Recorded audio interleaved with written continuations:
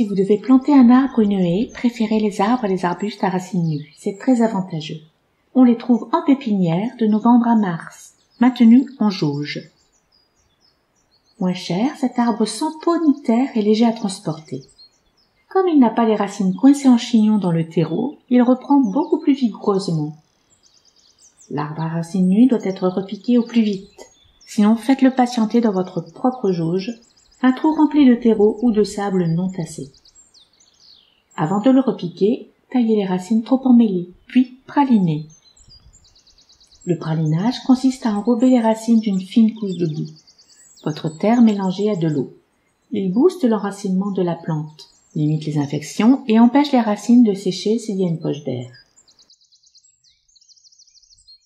Le trou de plantation doit être 2 à 3 fois plus large et haut que le volume de racines.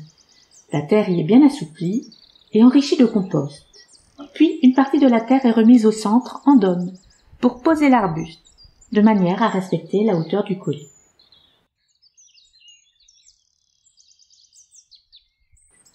Tassez légèrement autour du collet. La tige doit être bien maintenue par le sol.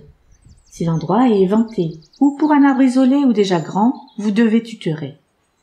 Pour que l'arbre reste bien droit, mais aussi parce qu'en le faisant trop pencher, le vent abîme les nouvelles racines en cours de croissance. Le tuteur est alors enfoncé du côté du vent dominant.